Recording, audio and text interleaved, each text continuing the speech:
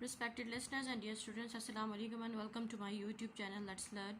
Let's start our reading from page number 3, chapter number 1. This is a relief map of the subcontinent. A relief map shows usually by the means of different colors. Relief map क्या होता है? ये है relief map. जो हम पहले map देखते आ रहे हैं उसमें और इसमें क्या डिफरेंस है कि यहाँ पे डिफरेंट कलर से डिफरेंट चीज़ों को शो किया गया है. यहाँ पे अलग से डेजर्ट्स, सी, कौन सी प्लेसेस फर्टाइल हैं, कौन सी लैंड कितने सी लेवल पे है, क्या हाइट कितनी है, डेप्थ कितनी है, ये सब चीज़ें यानी फिजिकल फीचर्स जो से हैं एक रिलीफ मैप या फिजिकल मैप शो करता है. इसको फिजिकल मैप भी कहते हैं. जो पहले मैप हम देखते आ रहे हैं वो मैप देख रहे थे वो मैप पॉलिटिकल मैप्स होते हैं जिसमें सिर्फ मुल्कों की पॉलिटिकल बाउंड्रीज होती हैं कि ये मुल्क इस मुल्क की सरहद इतनी है. जैसे पाकिस्तान की अगर पाकिस्तान की बात की जाए तो पाकिस्तान की पॉलिटिकल बाउंड्रीज ये हैं. ये इंडियन ऑक्युपाइड जम्मू कश्मीर है साथ. ये पॉलिटिकल बाउंड्रीज को शो कर रहा है. सब इसी को हम रिलीफ मैप में देखते हैं तो पाकिस्तान का ये रीजन बन रहा है और यहाँ पे brown colour, green colour, different colours different चीज़ों को शो कर रहे हैं. और क्या कर रहे हैं इसकी डिटेल हम चेक करते हैं. The relief map shows usually by means of different colour यानी डिफरेंट कलर से इसको शो किया जाता है. The height of the land above sea level के सतह समुंदर से कोई चीज़ कितनी ऊपर है वो चीज़ शो करता है, उसकी हाइट शो करता है. It also shows rivers and lakes and the other geographical features यानी ये समुंदरों को, दरियाओं को, नदी नालों को, झीलों को और बाकी जो दूसरे फिजिकल फीचर्स हैं या जियोग्राफिकल फीचर्स हैं उनको शो करता है. You can see the northern parts of the subcontinent are very high. इस मैप में आप देख सकते हैं कि जो नॉर्दर्न पार्ट्स हैं वो काफ़ी हाइट पे हैं. हाँ, ये कैसे पता चलेगा? ये आप यहाँ पे गिवन है आपको कलर्स. ये डार्क ब्राउन कलर्स हैं तो ये 3000 मीटर्स पे है. और इससे भी ऊपर चले जाते हैं फिर ये इलाका देखें, ये लाइट सा ग्रेश कलर है तो ये 5000 मीटर से भी अबव है. You can see the northern parts of the subcontinent are very high up to almost 9000 meters यानी 9000 मीटर्स तक ये जाते हैं. Land below 300 meters is colored green. जो भी लैंड 300 मीटर से हाई है उसको लो है उसको उसका ग्रीन कलर दिया गया है. ग्रीन कलर से वो शो हो रही है इस फिजिकल मैप में. And this is usually the most fertile area because there is plenty of water for crops. और ये मोस्टली जरखेज़ ज़मीनें होती हैं क्योंकि यहाँ पे पानी काफ़ी मकदार में मिलता है. क्योंकि ये नशेबी ज़मीनें होती हैं और हमेशा दरिया और समुद्र, नशेब का मतलब होता है नीची, ढलवान. तो जो दरिया या समुद्र का पानी है वो ऊंचाई से नीचे की तरफ बहता है तो यहाँ पे मोस्टली पानी ज़्यादा मिलता है. Deserts are also coloured green. Deserts भी इनका भी कलर ग्रीन शो किया गया लेकिन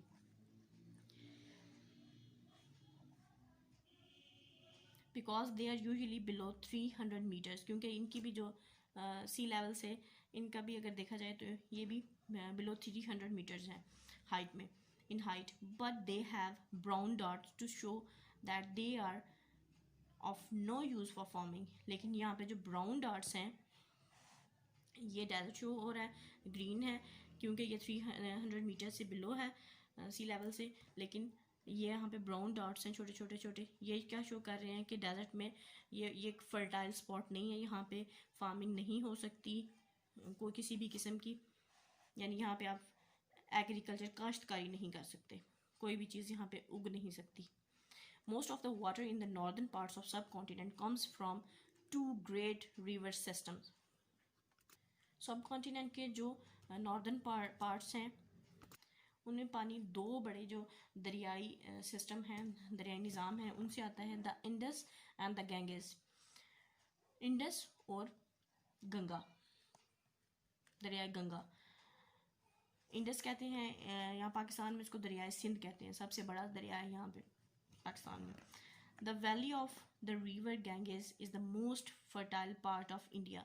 यानी जो यानी जिस वादी को दरिया गंगा से सैराब करता है, पानी देता है, वो इंडिया में सबसे जरखेज़ हिस्सा है इंडिया का, because the land is low lying and there is plenty of water for irrigation, यानी ज़मीन जो सी है नशेबी है, नीची है, और यहाँ पे काफ़ी पानी है फसलों को देने के लिए, इरीगेशन फसलों को पानी देना, सैराब करने के लिए फसलों को। This is where most of India's agriculture take place, ये वो जगह है जहाँ इंडिया का ज़्यादा से ज़्यादा ज़राअत यहीं पे होती है। The river Ganges enter the Bay of Bengal through a huge delta in which the rivers are changing their course all the time. Delta वो जगह होती है जहाँ पे छोटे छोटे नदी नाले एक बड़े समुंदर में गिरते हैं। तो ये जो दरियाए गंगा है बे ऑफ बंगाल में एंटर हो जाता है, एक ह्यूज डेल्टा के जरिए छोटे छोटे नदी नाले बहते हैं और बंगाल में एंटर हो जाता है। और यहाँ पे हमेशा दरिया अपना रुख बदलते रहते हैं, अपना रास्ता चेंज करते रहते हैं। Much of this delta is in Bangladesh, यानी ज़्यादातर इस डेल्टा का हिस्सा बांग्लादेश में है। The low lying countryside floods almost every year when storm hit the coast in the late summer, destroying crops and killing people and animal. गर्मियों में जब बारिशें होती हैं तो ज़्यादातर जो इलाके हैं, जहाँ देहाती इलाके हैं जहाँ लोग रहते हैं, वो तबाह हो जाते हैं, तूफ़ानों की नज़र हो जाते हैं, सैलाब आते हैं और फसलें और लोग और जानवर काफ़ी तादाद में उनकी अमवात हो जाती हैं। यानी जो सीज़न मानसून सीज़न है उसमें जब फ्लड्स आते हैं तो ये प्रॉपर्टी का और जानी और माली दोनों तरह से नुकसान का बायस बनते हैं। नेक्स्ट पेज नंबर 4 पे आ जाते हैं। The Deccan is a plateau, high land above sea level. This is fairly dry part of subcontinent with about 1500 millimeters of rain a year. It is very warm and generally not very fertile for farming. इस ज़मीन को सतह मुर्तफ़ा कहा जाता है। इस किस्म की ज़मीनें ज़्यादातर ज़मीन के अंदर जो लावा है, जो आतिश फिशा हैं, उनको ये फटने से वजूद में आई। ये सी लेवल से अबव होती हैं, यानी सतह समुंदर से ये बुलंदी पर हैं। आमतौर पे ये खुश्क, गर्म और बंजर ज़मीनें हैं। सालाना यहाँ 1500 मिलीमीटर तक बारिशें होती हैं। साल में सिर्फ 1500 मिलीमीटर बारिश होती है यहाँ पे। और ये फार्मिंग के लिए, यानी एग्रीकल्चर के लिए या कैटल फार्मिंग के लिए भी ये सूटेबल ज़मीनें नहीं हैं। Shown below is a relief map of Pakistan. You can see that parts of the north are very high indeed. These are usually colored white in relief maps to show that for most of the year they are covered in snow.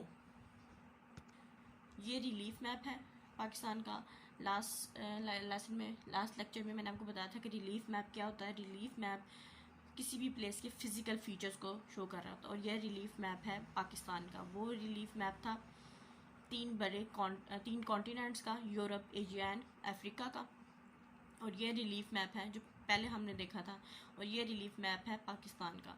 कहा यह जा रहा है कि पाकिस्तान का, यहाँ से हम डायरेक्शन देखेंगे, ये नॉर्थ है पाकिस्तान का, ये वेस्ट है, ये ईस्ट है, ये साउथ है, शुमाल, मशरिक, मगरिब और ये जुनूब। यहाँ पे नॉर्थ में पाकिस्तान के ये जो एरिया है ये वाइट शो किया गया है, वाइट दिखाया गया है। रिलीफ मैप में जो एरियाज वाइट शो होते हैं वो 5000 मीटर से अबव होते हैं, और ये ज़्यादातर पहाड़ी और बर्फ़ानी पहाड़ होते हैं जो कि सारा साल बर्फ़ से ढके रहते हैं। You can also see the large part of the country are desert. In fact, only about a third of Pakistan is suitable for farming. The most of that needs irrigation. इन पहाड़ों के अलावा देखा जाए तो बाकी ज़्यादातर हिस्सा सहराओं पे मुश्तमिल है पाकिस्तान का। ये जितने भी डॉटेड आपके पास ये ग्रीन, यहाँ से ये जो ग्रीन बेल्ट है और ये डॉटेड है सारे का सारा, ये सब डेजर्ट्स को शो कर रहा है, सहराओं को शो कर रहा है। ये एरिया, यहाँ से ये एरिया, ये सारे का सारा एरिया काबिल काश्त नहीं है, यहाँ पे काश्तकारी या फसलें नहीं उग सकती। यानी सिर्फ पाकिस्तान का 1/3, 1/3 हिस्सा सूटेबल है फॉर फार्मिंग, काश्तकारी के लिए। पाकिस्तान का 1/3 हिस्सा, यानी पाकिस्तान के 1/3 हिस्से पे काश्तकारी की जा सकती है। और ज़्यादातर ज़मीनों को यहाँ पे आबपाशी की ज़रूरत होती है, यानी उनको पानी की ज़रूरत होती है। पानी की ज़रूरत तो वैसे फसलों को होती है, लेकिन यहाँ पे बारिश का पानी आ जाता है, लेकिन यहाँ पे खुद से आबपाशी की जाती है नहरी निज़ाम से, ताकि फ़सलों को पानी दिया जा सके और वो अच्छी फसल दे सके। Much of the north and west of Pakistan consist of very high mountains. Pakistan का शुमाली और मगरबी हिस्सा ज़्यादातर बड़े बड़े पहाड़ों पर मुश्तमिल है। There are lower but very dry mountain ranges in the west and southeast in Balochistan. Balochistan के मगरिब और जनूब मगरिब में बड़े निचले दर्जे के पहाड़ हैं, यानी कम ऊंचाई वाले पहाड़ हैं, लेकिन ये इंतहाई खुश्क पहाड़ी सिलसिले हैं, ड्राई हैं बहुत। In the more sheltered valleys of this region fruits such as apple, grapes, oranges and apricots are grown. और जो वादियाँ ज़रहेज़ हैं या इस काबिल हैं कि उसमें कोई चीज़ ग्रो की जा सके, वहाँ से सेब, अंगूर, माल्टे और खुबानी जैसे फ्रूट वहाँ पे ग्रो करते हैं। The western area of Pakistan is fairly highland which gets very little rainfall. Pakistan का जो मगरबी हिस्सा है, मगरबी एरिया है, काफ़ी ऊंचाई पर है, लेकिन यहाँ बहुत ही कम बारिशें होती हैं। It is of little use for crop farming. ये थोड़ा बहुत कुछ हद तक फसलों की फार्मिंग के लिए, फसलों को उगाने के लिए इस्तेमाल होता है ये हिस्सा, यानी यहाँ पे थोड़ी बहुत काश्तकारी हो सकती है। People are often have herds of sheep and goats, and in the drier season have to travel long distances to find food for the animals. इस किस्म के इलाकों में यहाँ पे लोगों के पास अक्सर भेड़ बकरियों का रेवड़ होता है, यानी ज़्यादा ढेर सारी भेड़ बकरियाँ होती हैं। और खुश्क मौसम में ये लोग जानवरों के खाने की तलाश के लिए और अपने खाने की तलाश के लिए दूर दराज के सफ़र करते हैं, ताकि वो जानवरों के लिए खाना तलाश कर सकें। सरसब्ज चरागाहों की तरफ जाते हैं। पेज नंबर 5 पे आ जाते हैं। If we took a cross section of Pakistan along lines A to B and C to D, it would look like these drawings below. ये है लाइन A to B और ये है C to D। यहाँ से यहाँ तक और यहाँ से यहाँ, ये किस किस्म की रेंज है, ये सारा इलाका यहाँ से यहाँ तक किस किस्म का है। सबसे पहले यहाँ पे देखें जी, हमारे पास हिंदू कुश रेंज है, फिर उसके बाद चलते पुटवार प्लेटू है, फिर इसके बाद सॉल्ट रेंजेस हैं, फिर सो ऑन। और उसी चीज़ को यहाँ शो किया गया है कि A to B पहले हिंदू कुश प्रॉक्रम रेंजेस हैं, सबसे ऊंचाई पे बुलंदों वाला पहाड़, देन चलते हुए पोटवार प्लेटू है, फिर उसके बाद इसमें पिंडी और झेलम का इलाका आता है, देन सॉल्ट रेंजेस, वही झेलम की salt ranges, Khewra mine, then Faisalabad, Indus valley, और फिर ये हमारा समुंदर आ जाता है कराची में। C to D देखें तो Toba Kakar range, Sulaiman range, Indus valley, और फिर उसके बाद third desert. In the south are the deserts of Sindh and Balochistan. जुनूब में सिंध और बलूचिस्तान के सहरा हैं। The third desert which extend far into India. सहराए थर है जो कि इतना बड़ा है कि बढ़ता बढ़ता इंडिया तक चला जाता है। एंड द थल डेजर्ट और थल डेजर्ट, थर और थल दो अलग अलग डेजर्ट हैं। Thal desert in the Indus valley, और वादी सिंध में थल सहराए थल है। In the north of both Pakistan and India, Pakistan और इंडिया दोनों के शुमाल में।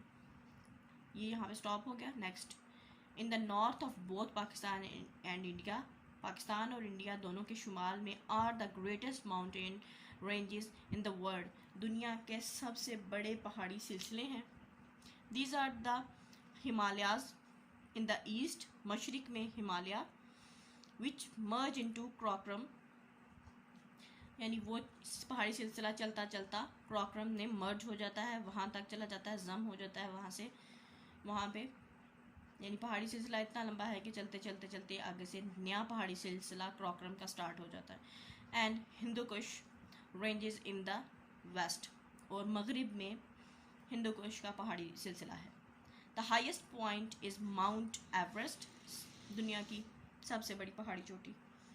Heist point in the Mount Everest in the Nepal, और नेपाल में दुनिया की सबसे बड़ी पहाड़ी चोटी पहाड़ी माउंट एवरेस्ट वाक़ है। It is 8,848 metre high and is actually growing several centimeters a year because the earth's crust is still moving. इसकी यानी माउंट एवरेस्ट की ऊंचाई हाइट 8,848 मीटर है, जो कि सालाना मुख्तलिफ सेंटीमीटर्स में बढ़ रही है, क्योंकि अर्थ का जो सरफेस है जिसे क्रस्ट कहते हैं वो अभी तक हरकत में है, मूव कर रहा है। के मूव करने का, अर्थ के सरफेस के मूव करने का माउंट एवरेस्ट की हाइट के साथ क्या ताल्लुक़ है? वो ये है कि Mount Everest up to 5 centimetre per year उसकी हाइट इंक्रीज़ होती जा रही है। और वो कैसे हो रही है? जब अर्थ है, अर्थ का जो अर्थ मूव कर रही है, तो हमने जब अर्थक्वेक आता है तो हम सुनते हैं कि ज़मीन के नीचे प्लेट्स हैं जो मूव करती रहती हैं। तो वो मूव करती हैं, तो जब मूव करती हैं तो उस प्लेट पे प्लेट आ जाती है, जिसकी वजह से वो और ऊंचाई की तरफ जाती है। The most important agricultural areas of Pakistan are in Indus valley. Pakistan के सबसे अहम ज़रई इलाके वादी सिंध में है, और वादी सिंध में सिर्फ सिंध का इलाका शामिल नहीं है। इंडस रिवर दरियाए सिंध पाकिस्तान का सबसे बड़ा दरिया है, जो जम्मू कश्मीर से बहता है और कराची के समुंदर में मर्ज हो जाता है। और ये सारा बेल्ट, और जहाँ से ये गुजरता है वहाँ इसके कुछ मुकामी नाम होते हैं। और जब ये सिंध के मैदान में दाखिल होता है, तो इसको इंडस रिवर कहते हैं, दरियाए सिंध बन जाता है। ये पाकिस्तान का सबसे बड़ा दरिया है, और ये सारा बेल्ट जम्मू से कराची तक का, इसको इंडस वैली कहा जाता है। More than 3/4 of the population of the country lives in the provinces of Punjab 55% and Sindh 30%। Pakistan का 3/4 आबादी का जो हिस्सा है, यानी 3/4, अगर 4 हिस्से हैं तो उसमें से 3 हिस्से इन 2 सूबों में पंजाब और सिंध में रहते हैं। 55% लोग पंजाब में और 30% लोग सिंध में रहते हैं, यानी टोटल 85% लोग आबादी के वो इन 2 सूबों में बसते हैं, और बाकी के 15% गिलगित बल्तिस्तान, बलोचिस्तान और KPK में। और ये फैक्ट एंड फिगर्स हैं 2006 के यादादोशुमार 2006 में लिए गए थे। Almost 80% of this region is irrigated by a well-developed canal system that uses water from the river Indus and its tributaries. तकरीबन 80% इस इलाके का हिस्सा तरक्की याफ्ता जो नहरी निज़ाम है उससे सैराब किया जाता है, जिसका पानी दरियाए सिंध और इसके मावन दरियाओं, यानी उसके मददगार दरिया, जो छोटे मोटे दरिया, नदी, नाले, झीलें इसमें दरिया में शामिल होते हैं, उनसे लिया जाता है, और उनसे फसलों को, इस इलाके को सैराब किया जाता है, पानी दिया जाता है। This area has always been very fertile, और ये एरिया ये इलाका हमेशा से बहुत जरहेज़ रहा है। Producing the bulk of agricultural products in Pakistan, और पाकिस्तान के लिए बल्क में ढेरों के ढेर, गट्ठों के गट्ठे ये एग्रीकल्चरल क्रॉप्स, एग्रीकल्चरल जितनी भी प्रोडक्ट्स हैं उनको प्रोड्यूस करता रहा, चाहे वो सीरियल क्रॉप्स हैं या किसी भी किस्म की क्रॉप्स वो प्रोड्यूस करता रहा है। ये सारा एरिया इंडस वैली का एरिया। इसके साथ ही हम इसको जस्ट स्टॉप करते हैं। इंशाल्लाह कल हम पेज नंबर 6 से स्टार्ट करेंगे। बेस्ट ऑफ लक, अल्लाह हाफिज़।